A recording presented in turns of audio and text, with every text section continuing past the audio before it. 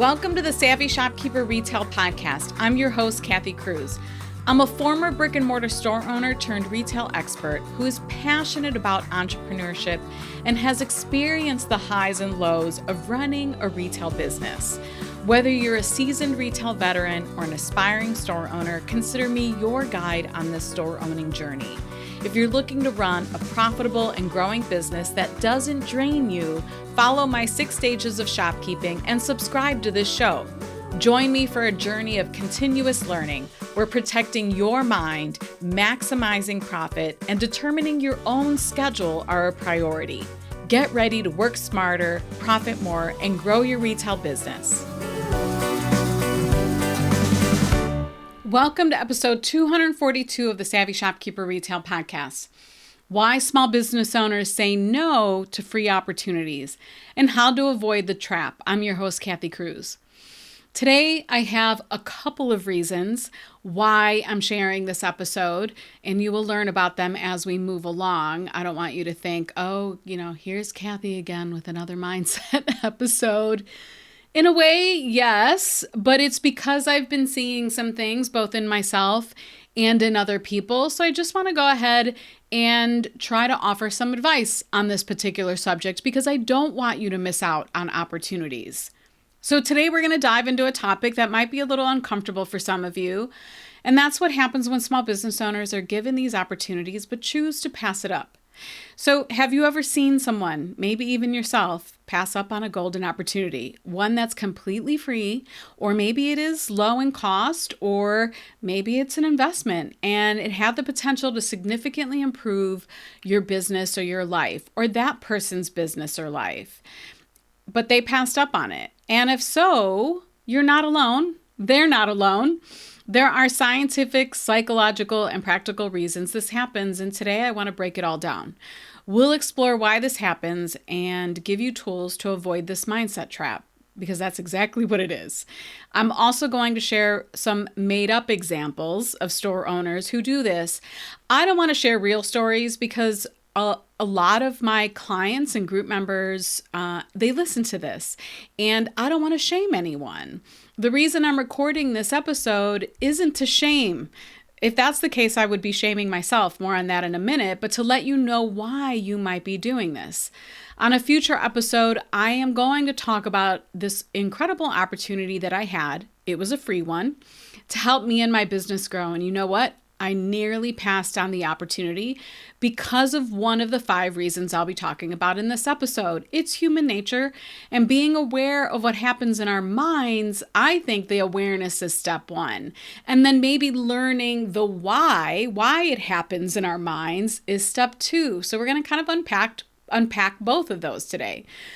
By the way, my own coach, Neil, would be so proud of this episode. I don't think she listens to this podcast, but I've mentioned her plenty of times in the past, and her zone of genius is the science behind everything we do. And when she shares that with me, when she's coaching me, it's always really insightful and helpful. So that's what I'm hoping to pass on to you.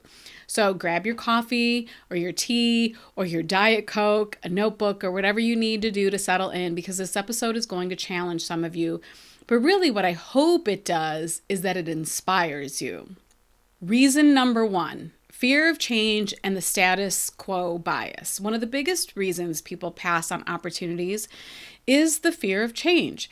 It's tied to a psychological phenomenon called the status quo bias. Essentially, people prefer to stick with what they know, even if what they know isn't working. I think that's the crazy part of it, is that even if you know it isn't working, and I've recently mentioned this in Master Shopkeepers, is I see patterns of store owners and small business owners. It's like they do the same thing over and over again for 3 years. I feel like 3 years is the number for some reason. And then they see it, and then they make changes or do whatever it is that they're going to do and move on.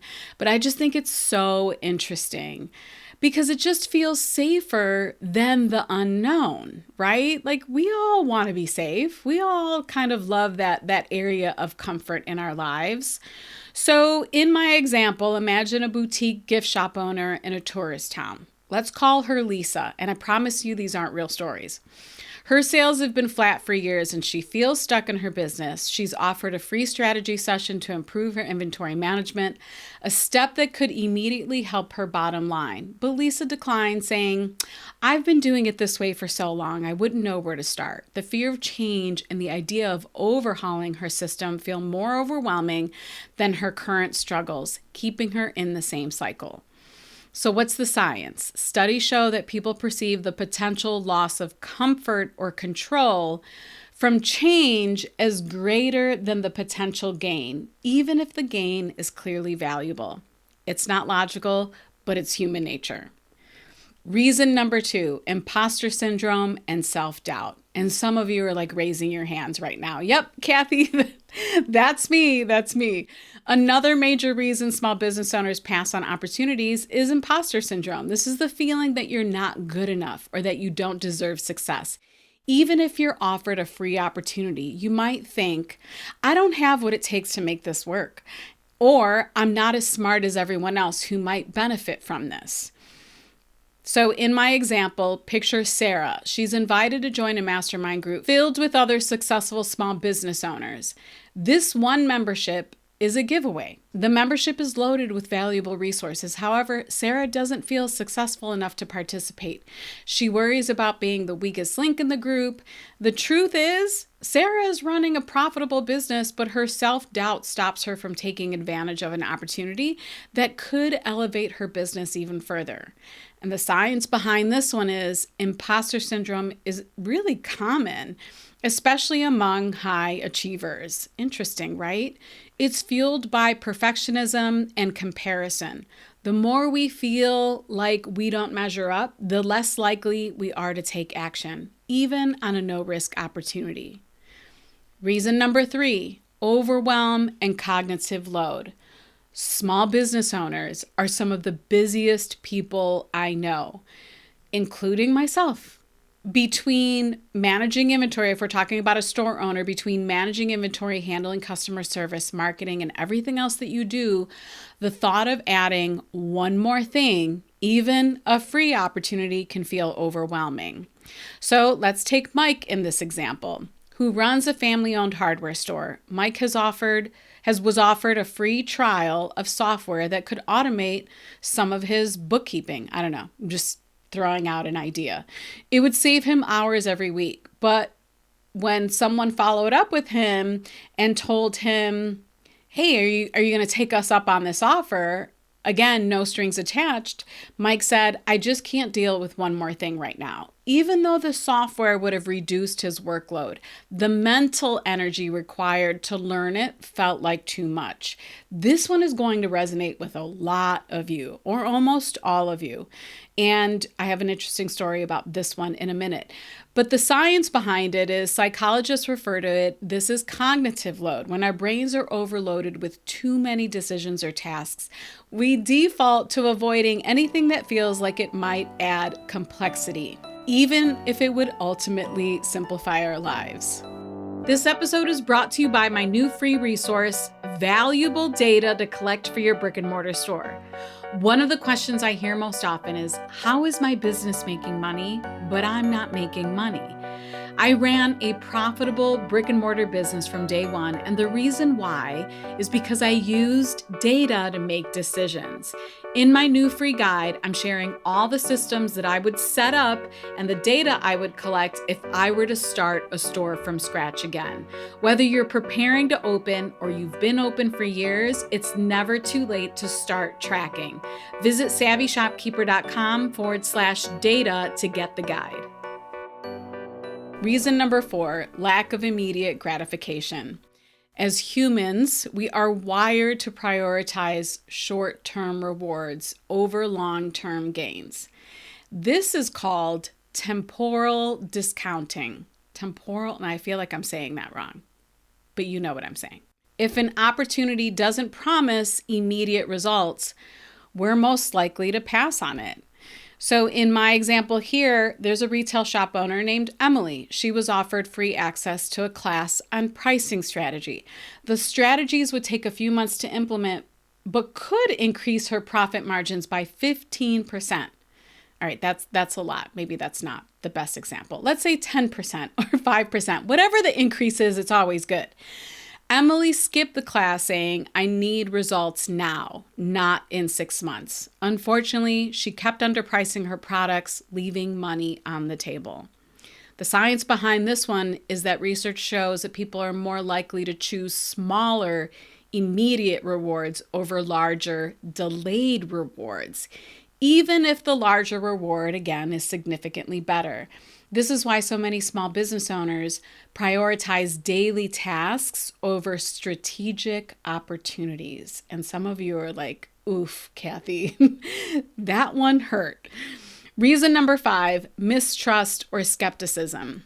Sometimes when something seems too good to be true, our guard goes up. If a free opportunity is offered, it's easy to wonder what's the catch. Even when there's no hidden agenda, the skepticism can prevent people from taking action. In this example, there's a nonprofit organization that's offering free social media management to a group of retail store owners for 6 months. One store owner, Chris, declined, saying, it's probably not really free. They'll find a way to charge me later. Chris missed out on a service that could have boosted his online presence at no cost. The science behind this one is that this reaction is tied to the negativity bias, which makes us more sensitive to potential threats or losses than potential gains. It's a survival mechanism. I really feel like all of these are just survival or it's just keeping us protected. But in today's world, it can hold us back from opportunities that are genuinely beneficial. So that was 5 reasons why you might pass up on these opportunities. I just want to summarize them because I know I share a lot in a short time, and sometimes it feels good for my brain for somebody to recap. Reason number 1 was fear of change and the status quo bias. Reason number 2 was imposter syndrome and self-doubt. Reason 3, overwhelm and cognitive load. If you notice, I'm describing it in real words, like how I would describe it, and then I'm sharing the actual scientific name of what's happening. Reason 4, lack of immediate gratification. Reason 5, mistrust or skepticism, and that one is based on negativity bias. So then the question probably somebody would pose to me next is, okay, Kathy, you told me the what and the why, but how do I overcome these mindset traps? Now that we understand why people pass on the opportunities, let's talk about how to avoid falling into them, or falling into the traps, I should say. 1, recognize what's going on. Awareness is the first step. I can't say that enough. When you feel hesitation about an opportunity, ask yourself, am I avoiding this because of fear or doubt or overwhelm? And then move on from there. And that's where you break it down. If an opportunity feels overwhelming, break it into smaller steps. For example, if you're offered a free coaching program, commit to just 1 session and see how it feels. Number 3, shift your perspective. Instead of focusing on what you might lose by trying something new, focus on what you could gain. Think long-term, not short-term. 4, find support. Surround yourself with people who encourage you to take action. A business coach, a mastermind group, a loved one maybe, or a supportive friend who can help you overcome self-doubt. I don't know where I would be without my biz besties. I really don't. So find that support. And number 5 is take the leap. Sometimes the best thing you can do is take a leap of faith. Remind yourself that the worst case scenario is rarely as bad as we imagine, and the best case scenario could be life-changing. That's the important part here. And now that I think about it, now that I've kind of unpacked the 5 reasons people pass up these opportunities and then 5 things you can do about it, I think this applies to investing in yourself too. Most likely, some of you have considered applying to Master Shopkeepers, but the science stuff that's happening in your mind, the 5 reasons I mentioned, it's keeping you from applying. So as we wrap up, I want you to think about the opportunities you've been presented with recently. Have you said no to something that could have been a game changer? If so, it's not too late to revisit it. or to maybe consider it next time around, or to say yes again, I just want to stress, to the next opportunity that comes your way. If I circle back to the beginning of this episode when I said I nearly passed on an opportunity, the reason for me was number 3 at the time, although a couple others could probably apply. But reason number 3 was the strongest. It was the cognitive load, the overwhelm. I had just finished getting certified as a life coach. That was a year-long effort for me. It was not easy. And my brain really wanted a break. I just wanted what I felt like a well-deserved break. But I am so incredibly grateful and happy that I let myself step into that discomfort and I went ahead and signed up for the program. Like I mentioned, I'll share more on this in a future episode, but I just want you to know that this happens to me too. One more thing. If you're in Master Shopkeepers, you most likely know that the application to enter my store intensive giveaway is open right now. This is a giveaway, and when I say right now, I should say, I think the application opened on February 10th. This publishes on February 13th, 2025. So if you're listening the day it publishes, we're about 3 days into this application being open. This is a giveaway that is genuinely valued at $8,000 to $13,000. Yes, I give one store intensive package away in Master Shopkeepers. I've done it now for 3 years. This is my 3rd year. And I have to say, like somebody else would be like, you do what? But I absolutely love doing this. And when something feels good to me, I'm all in. If you're in Master Shopkeepers and you're listening and you have experienced any of the 5 things I mentioned, which has caused you to not apply, here's your sign. This is a reminder to you that growth happens outside of your comfort zone. The next time fear, doubt, or overwhelm creeps in, or if that's happening right now in the moment, remind yourself of this episode and ask, what's the best that could happen? All right, so it's time to wrap this episode up. One other thing that I want to mention is I am approaching 500,000 downloads of this podcast. So I just want to pause in the moment and say thank you. I don't know when I'm going to hit it, probably sometime this year. But I was recently looking at some of the previous podcast episodes and just kind of seeing what resonates, what doesn't, doing my research as a podcaster. And it hit me that that's 500,000 downloads. So I just really want to say thank you. Thank you for being on this journey with me and for listening. Some of you are so incredibly loyal, and I appreciate it more than you know. If you found this episode helpful, please share it with your fellow business owner friends. I would really appreciate it. Most of us probably need to hear it, regardless of the industry we're in, regardless of the work that we do. This applies to all small business owners. And probably all human beings. As always, keep learning, keep growing, and keep building the business and mostly the life that you deserve. If you want to see the show notes to this episode or find links to anything I mentioned, you can visit my blog at savvyshopkeeper.com/episode 242. That's savvyshopkeeper.com/episode 242. And I didn't mention this at the beginning of the episode, but at the end of January, me and a team member, we spent 3 days totally revamping the Savvy Shopkeeper website. So if you haven't checked it out, go to savvyshopkeeper.com. We're really incredibly proud of it.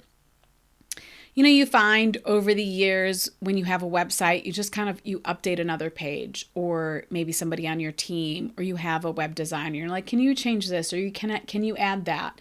And over the course of almost 4 years, the website really just became chopped up or overloaded. It wasn't cohesive. It just wasn't serving anyone who was visiting it. And that was my mission. I was like, I want it to be very clear, concise. I want the menus to be clear and organized. We ended up redoing, I think, at least 15 pages on that website. So we're really proud of it. And I genuinely hope it serves all of you better.